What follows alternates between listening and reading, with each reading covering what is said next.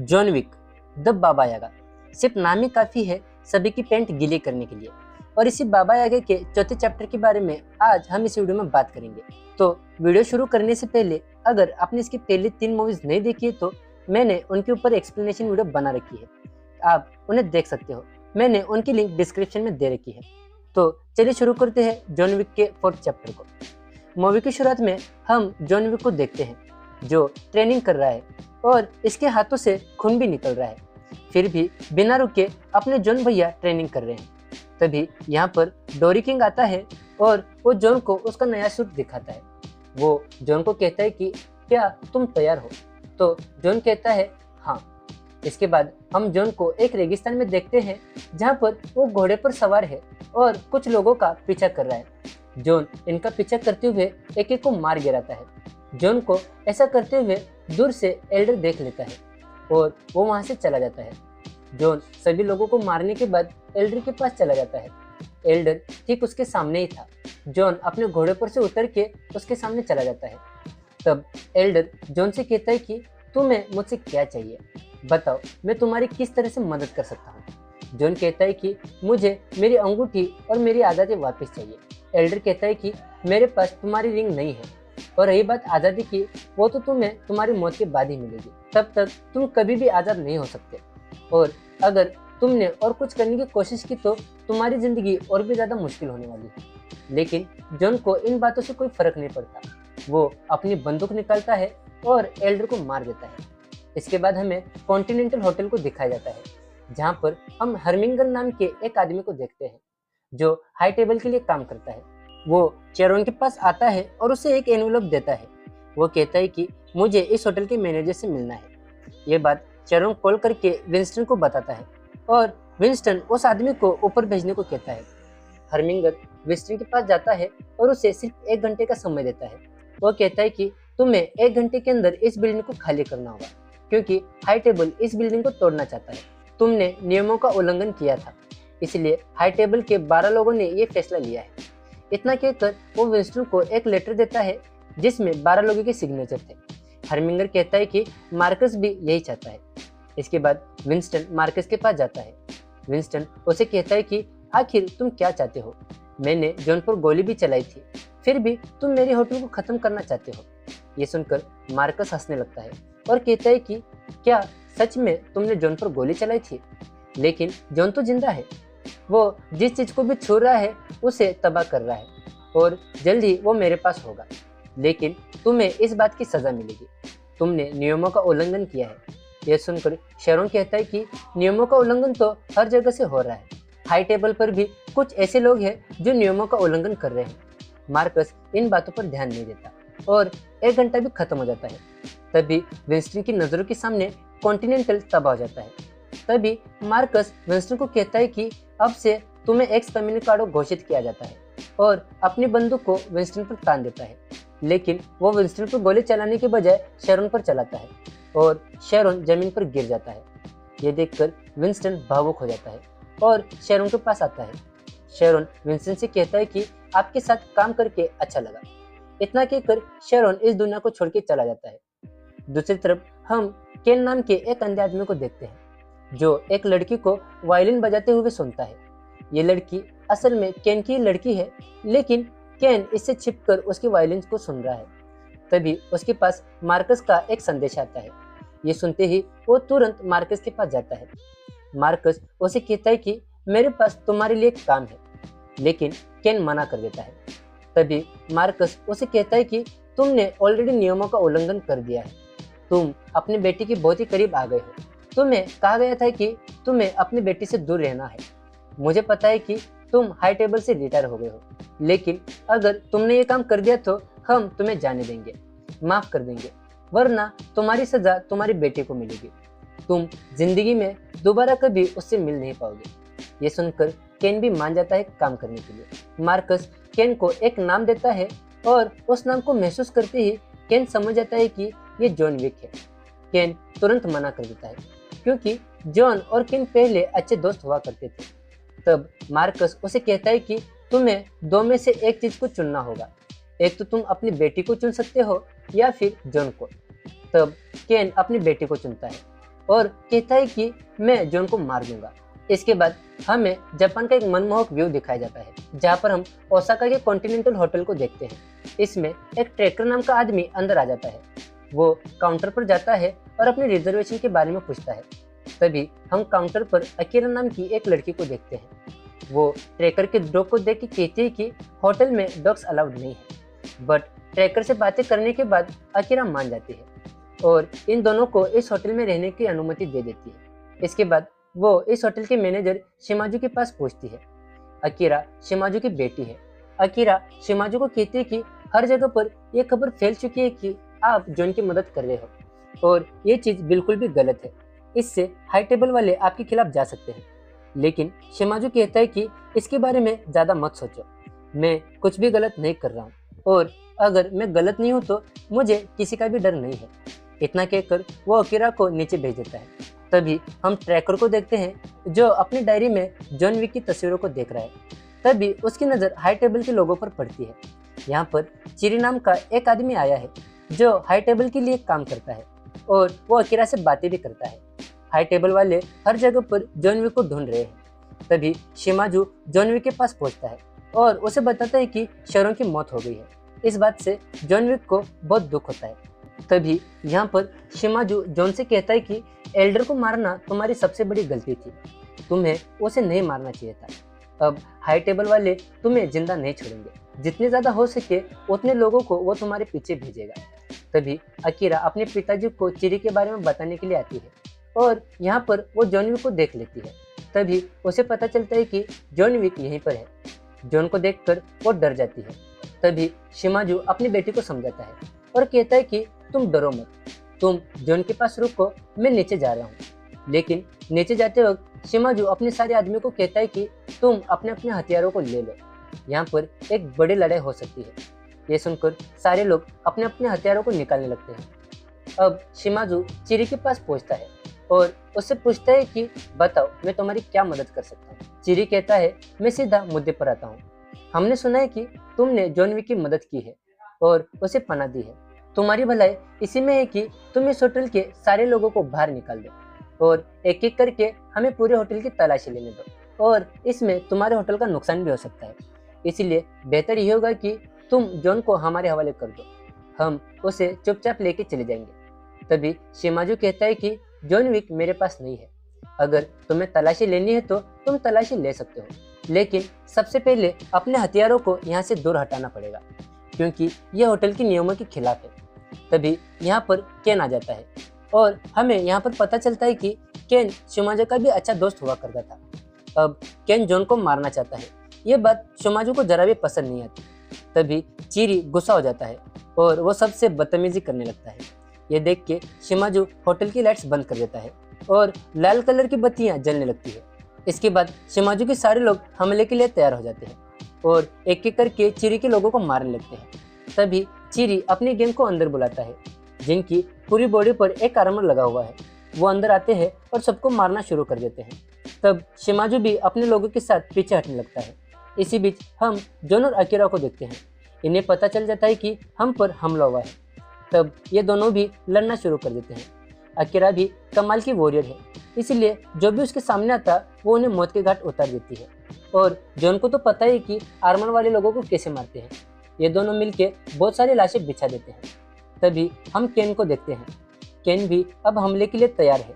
वो अंधा होकर भी एक ट्रेंड असेसिन है और उसे पता है कि लोगों को कैसे मौत के घाट उतारना है। जिस तरह से वो लोगों को मारता है, इससे हमें पता चलता है कि वो कितना माहिर योद्धा है। दूसरी तरफ अकीरा और जॉन है। ये दोनों रास्ते में जो भी आ रहा है उसे मौत के घाट उतार रहे हैं। अब पूरे कॉन्टिनेंटल में हर जगह पर सिर्फ और सिर्फ लाशें बिछी हुई है। तभी एक गोली अकीरा को आकर लग जाती है। ये लोग अकीरा को और मारते उससे पहले शिमाजू आ जाता है और इन लोगों को मार देता है। शिमाजू जॉन को कहता है कि जिस रास्ते से तुम आए थे उसी रास्ते से वापस चले जाओ। तुम जितने ज़्यादा लोगों को ख़त्म कर सकते हो उतने ज़्यादा लोगों को मारते जाना। ये सुनकर जॉन वापस होटल को छोड़ के जाने लगता है। जॉन अपने रास्ते में जो भी आ रहा है उसे मार देता है। जॉन के सामने कोई भी नहीं टिक पाता। जॉन एक ट्रेंड फाइटर है, वो उनके हथियारों का इस्तेमाल करके उन्हें मार देता है। सभी लोगों को मारने के बाद जॉन एक राहत की सांस लेता है, लेकिन तभी उसके सामने केन आ जाता है। केन जॉन को कहता है कि मैं तुम्हें मारने वाला हूँ। इन दोनों के बीच बहुत देर तक एक तगड़ी लड़ाई होती है, क्योंकि ये दोनों ही बेहतरीन फाइटर हैं। लेकिन लड़ाई में केन जॉन पर भारी पड़ने लगता है। केन उस पर कुछ भी करता उससे पहले ट्रैकर केन पर गोली चलाने लगता है। ये देखकर जॉन वहां से भाग जाता है। तभी उसकी रास्ते में एक और आदमी से मुलाकात होती है। जॉन उस आदमी को मार देता है और उसकी नज़र एक कुत्ते पर पड़ती है, जो उस पर हमला करने वाले आदमी को मार देता है। तभी उसके सामने ट्रैकर आता है और जॉन के पीछे खड़े दो आदमियों को मार देता है। वो जॉन से कहता है कि मैं भी तुम्हारे साथ हूँ। तभी हमें पता चलता है कि जॉन पर जो बाउंटी का इनाम है अब वो 20 मिलियंस का हो चुका है, यानी अब पूरी दुनिया उसकी दुश्मन बन चुकी है। वहीं पर दूसरी तरफ हम शिमाजू और अकीरा को देखते हैं, जो इस होटल से निकल रहे हैं। तब उनके सामने केन आ जाता है। केन को देखते ही शिमाजू अकीरा को हटा देता है। तब केन कहता है कि अभी भी तुम्हारी जान बच सकती है, बस मुझे बता दो कि जॉन विक कहाँ पर है, मैं तुम्हें बख्श दूंगा। लेकिन शिमाजू कोई भी समझौता नहीं करता। जॉन अभी भी उसका दोस्त है, इसलिए वो अपनी तलवार निकालता है और केन का मुकाबला करने के लिए तैयार हो जाता है। लेकिन केन एक बहुत ही बेहतरीन फाइटर है, इसलिए शिमाजू उसके सामने टिक नहीं पाता और केन उसे जान से मार देता है। तभी अकीरा अपने पिताजी के पास आती है और शिमाजू अकीरा की गोद में ही दम तोड़ देता है। ये देख के अकीरा बहुत ही ज्यादा गुस्से में केन को मारने के लिए चली जाती है। लेकिन केन उसे कहता है कि मेरी दुश्मनी तुमसे नहीं है, इसलिए जाओ और अपनी जिंदगी अच्छे से जियो और अपना इलाज कराओ।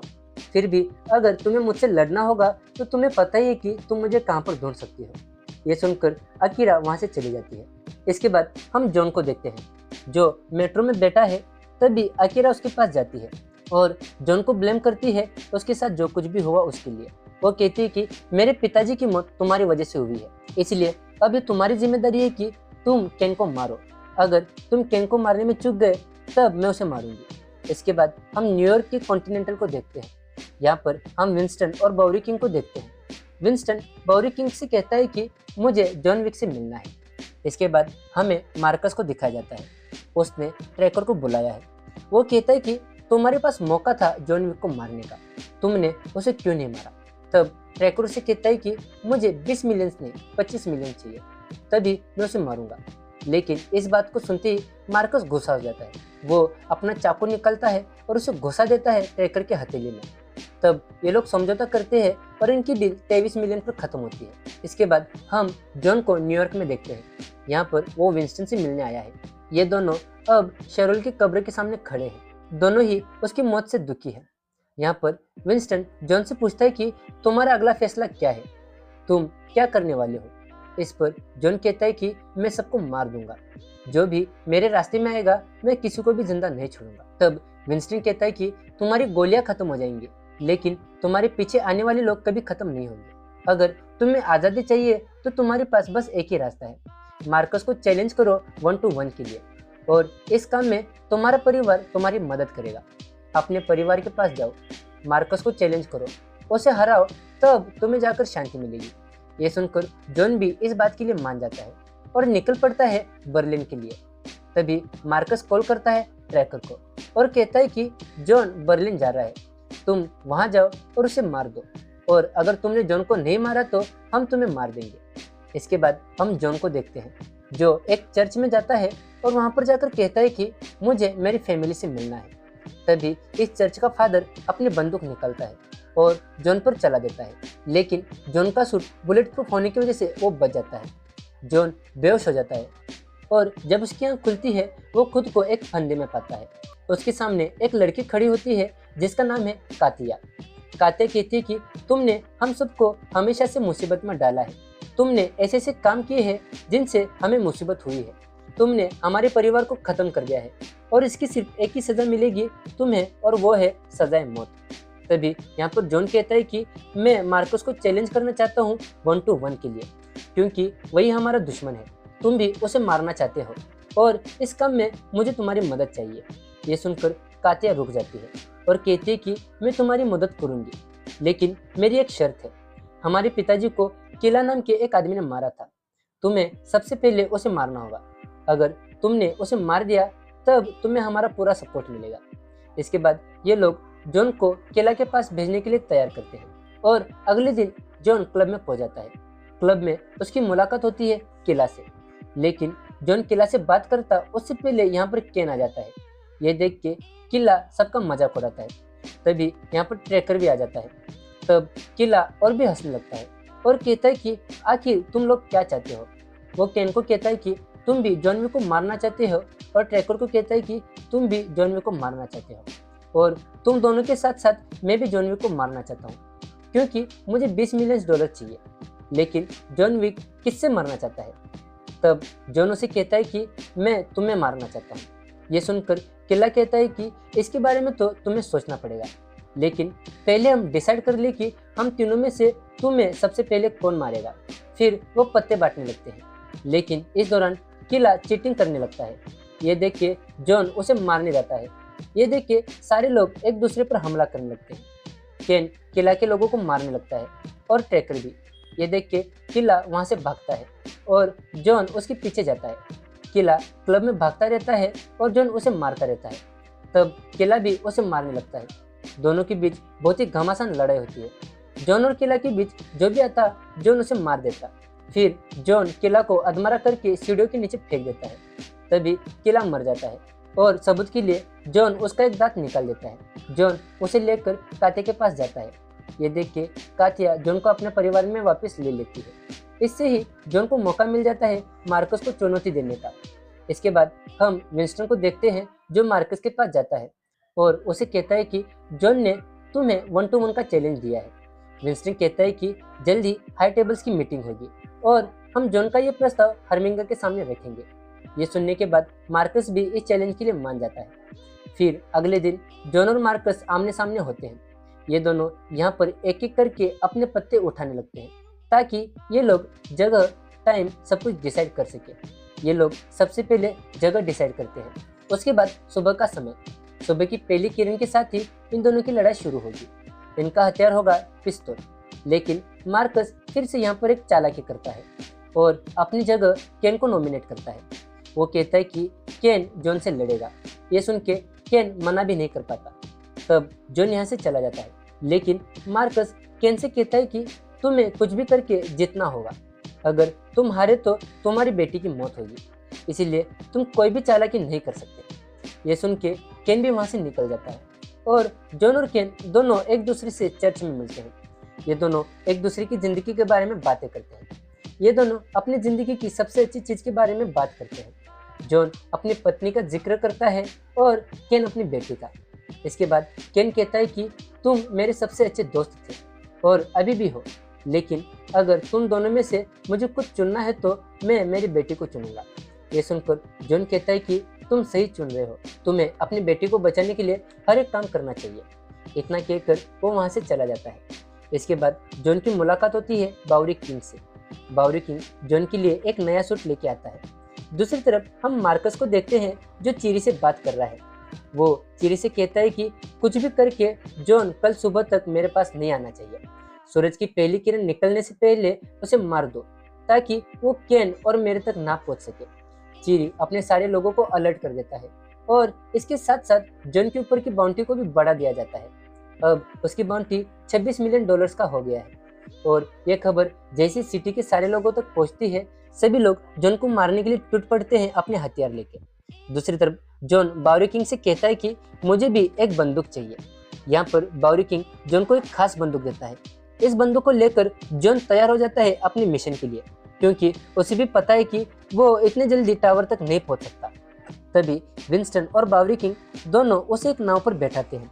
इस नाव से ये दोनों जॉन को सिटी के एकदम बीचों बीच पहुंचाते हैं और जॉन से कहते हैं कि इसके आगे अब हम नहीं आ सकते। ये सुनकर जॉन आगे बढ़ता है। वो जैसे सिटी में एंटर करता है, एक रेडियो के जरिए उसकी लोकेशन सभी को बता दी जाती है। सभी लोग उसे मारने के लिए उस पर टूट पड़ते हैं। जॉन भी इस चीज के लिए तैयार था। जॉन एक एक करके सभी को मारने लगता है। जो भी उसके सामने आता वो एक एक करके सभी को जान से मार देता है। तभी एक गाड़ी आकर उसे ठोक देती है। फिर भी जॉन को कुछ नहीं होता। जॉन खुद को संभाल लेता है और उस ड्राइवर को मार देता है। तभी दूसरी गाड़ी आकर उसे ठोक देती है। फिर भी जॉन को कुछ नहीं होता और जॉन उस ड्राइवर को भी मार देता है। दो गाड़ियों से ठुक जाने के बाद जॉन को लगता है कि अब गाड़ी उसके लिए महफूज जगह है, इसलिए वो गाड़ी के अंदर बैठता है और गाड़ी से ही बाकी के लोगों को मारने लगता है। वो सामने आने वाले हर एक इंसान को अपनी गाड़ी से मार देता है। इस मुहिम में एक सीन ऐसा भी आता है जिसमें जॉन अपनी गाड़ी को गोल गोल घुमा के सभी को मार देता है। तभी एक दूसरी गाड़ी आकर जॉन की गाड़ी को ठोक देती है, जिस वजह से उसकी गाड़ी पलट जाती है। जॉन अपनी गाड़ी से बाहर आता है और उसका मुकाबला होता है चिरी के साथ। चिरी एक कमाल का असेसिन है, लेकिन जॉन के आगे वो कुछ भी नहीं है। जॉन उसका डट के मुकाबला करता है और ये दोनों सिटी के हेवी ट्रैफिक में बहुत देर तक लड़ते हैं, लेकिन एंड में जॉन चिरी को उठाकर फेंक देता है एक चलती हुई गाड़ी पर। लेकिन जॉन पर हमला करने वाले लोगों की तादाद कम नहीं हो रही थी। बहुत सारे लोग जॉन को मारने के लिए तुले हुए थे। सभी लोग एक दूसरे की गाड़ियों को ठोक रहे थे और जॉन एक एक करके सभी को मार रहा था। तभी ट्रैकर भी यहाँ पर आ जाता है और जॉन पर गोलियां चलाने लगता है। इतनी भसड़ देख के जॉन एक बाइक लेता है और सभी से दूर निकल जाता है, लेकिन सभी लोग फिर भी उसके पीछे पड़े थे। जॉन थोड़ी देर बाद एक बिल्डिंग के अंदर घुस जाता है। ये देख के सभी लोग धीरे धीरे करके बिल्डिंग के अंदर घुसने लगते हैं, लेकिन जॉन इस बिल्डिंग में तो और भी ज्यादा खतरनाक बन जाता है। जॉन चुपके से एक एक करके सभी को मारता है और अंधेरे में गायब भी हो जाता है। तभी इस बिल्डिंग में ट्रैकर भी आ जाता है और वो जॉन को मारने से पहले मार्कस को कॉल करता है और कहता है कि अगर तुम्हें जॉन मुर्दा चाहिए तो मुझे $35 मिलियन चाहिए। ये सुनकर मार्कस अपने फोन को पटक देता है और ट्रैकर एक एक करके बाकी के लोगों को मारने लगता है, क्योंकि वो नहीं चाहता था कि जॉन को कोई और मारे। अगर वो मारेगा तभी उसे पैसा मिलेगा। तभी ट्रैकर के पास मार्कस का कॉल आता है और वो कहता है कि ठीक है, मैं तुम्हें $35 मिलियन दूंगा। ये सुनकर ट्रैकर कहता है कि नहीं, अब वो ऑफर खत्म हो गया, अब मुझे $40 मिलियन चाहिए। ये सुनकर मार्कस मजबूरन मान जाता है। इसके बाद जॉन के हाथ एक ऐसी बंदूक लगती है जिससे वो सभी को जला जला कर मार देता है और देखते ही देखते जॉन पूरी बिल्डिंग को शमशान बना देता है। इसी बीच ट्रैकर जॉन के सामने आ जाता है और इन दोनों के बीच एक घमासान लड़ाई होती है। ये दोनों बहुत देर तक लड़ते हैं और जॉन तो अपनी बंदूक को ट्रैकर के ऊपर तान भी देता है। तभी चिरी इन दोनों के बीच में आ जाता है। चिरी ट्रैकर के कुत्ते को मारने जाता है। ये देख के जॉन ट्रैकर के कुत्ते को बचाने के लिए चिरी को मार देता है। ट्रैकर अपने विचारों को बदल देता है और समझ जाता है कि जॉन अपने इरादों का पक्का है, वो गलत आदमी नहीं है। इसके बाद जॉन खिड़की से बाहर कूदता है, क्योंकि उसके पास बहुत कम वक्त बचा है। सनराइज से पहले उसे उस जगह पर पहुंचना है, लेकिन ऊपर जाने के लिए उसे बहुत सारी सीढ़ियां चढ़नी पड़ेंगी। वो एक एक करके सीढ़ियां चढ़ने लगता है, लेकिन सीढ़ियों पर भी कुछ लोग थे जो जॉन को मारना चाहते थे। लेकिन जॉन हार नहीं मानता और वो एक एक करके सभी को फिर से मारना स्टार्ट कर देता है। बहुत सारे लोग उसके सामने आते हैं और वो एक एक करके सभी को मार देता है। वो मारते मारते आधी सीढ़ियां चढ़ जाता है, लेकिन तभी उसके सामने वापस चिरी आ जाता है। साला क्या पता ये मरता क्यों नहीं है। वो जॉन को एक लात मारता है, जिस वजह से वो सीधा वापस नीचे आ जाता है। तभी केन जॉन के पास आता है और कहता है कि जॉन उठो, हमें मिलके एक लड़ाई लड़नी है। केन जॉन की मदद करता है और ये दोनों दोबारा सीढ़ियां चढ़ने लगते हैं। जॉन फिर से आधी सीढ़ियां चढ़ जाता है और फिर से चिरी इसके सामने आ जाता है, लेकिन इस बार जॉन उसका डट के सामना करता है। चिरी जॉन के ऊपर अपनी बंदूक तान देता है। तभी ट्रैकर चिरी पर गोली चला लेता है, लेकिन वो उसे मारता नहीं। वो अपने कुत्ते को चांस देता है चिरी को मारने का, क्योंकि चिरी उसके कुत्ते को मारना चाहता था। फाइनली चिरी यहाँ पर मर जाता है और ट्रैकर का कुत्ता उसके फेस पर मुद्द देता है। जॉन और केन दोनों सही समय पर उस जगह पर पहुंच जाते हैं और ट्रैकर भी इनके पीछे पीछे आ जाता है, बट वो साइड में जाके अपने कुत्ते के साथ बैठ जाता है। इसके बाद केन और जॉन को इस गेम के कुछ रूल्स बताए जाते हैं और इन्हें एक बंदूक दी जाती है। उसे लेकर ये दोनों एक दूसरे की तरफ पीट करके खड़े हो जाते हैं। यहाँ पर केन जॉन को कहता है कि अगली जिंदगी में मुलाकात होगी। ये दोनों 30-30 कदम चलते हैं और एक दूसरे की तरफ अपना फेस करते हैं और जैसे ही हर्मिंगर फायर कहता है, ये दोनों गोलियां चला देते हैं। पहली बार में जॉन केन को एक गोली मारता है कंधे पर और केन की गोली जॉन को नहीं लगती। तभी हर्मिंगर कहता है कि अब तुम दोनों थोड़ा और करीब आ जाओ। तभी दोनों थोड़ा और करीब आते हैं और दोबारा से गोली चलाते हैं। इस बार एक गोली आकर लगती है जॉन के कंधे पर, लेकिन जॉन की गोली सीधी केन के पेट में लग जाती है। तभी इन दोनों को फिर से थोड़ा और करीब आने को कहते हैं। इन्हें नई गोलियां दी जाती है और कहा जाता है कि ये गेम तभी खत्म होगा जब तुम दोनों में से एक की डेथ होगी। ये दोनों अपनी गोलियां रिलोड करते हैं और जैसे ही हरमिंगर फायर कहता है, केन गोली चलाता है, लेकिन जॉन नहीं चलाता। केन की गोली सीधे आकर जॉन के पेट में लग जाती है, जिस वजह से वो नीचे गिर जाता है। ये देखकर मार्कस केन के पास आता है और कहता है, ये लो आखिरी गोली और जॉन को मार दो। तभी केन कहता है कि क्या अब मेरी बेटी आज़ाद है? मार्कस कहता है कि हाँ।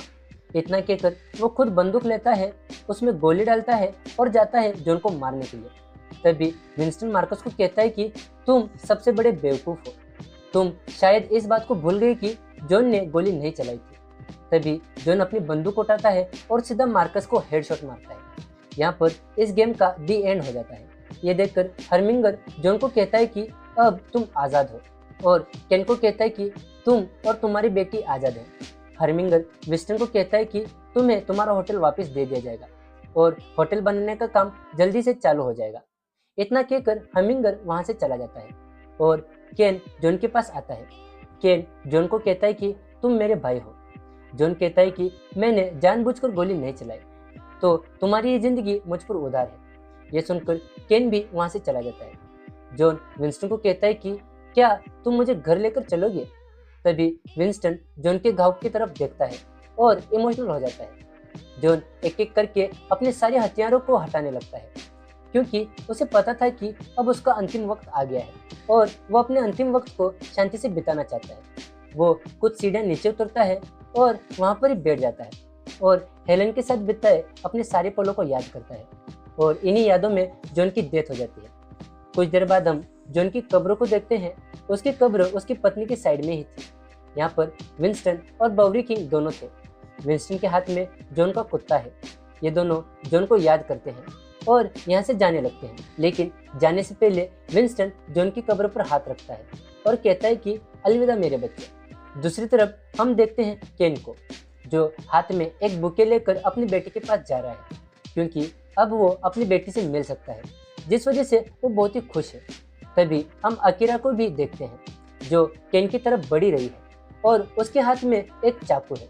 इसी के साथ ये मूवी यहाँ पर खत्म हो जाती है। तो दोस्तों, ये थी जॉन विक चैप्टर 4 मूवी। आपको ये मूवी कैसी लगी और आप जॉन विक के कितने बड़े फैन हो, आप जल्दी से कमेंट करके बताइए। मिलते हैं आप सभी से फिर से अगली वीडियो में। तब तक के लिए देखते रहिए cinema Panthi. I'm going to need a gun.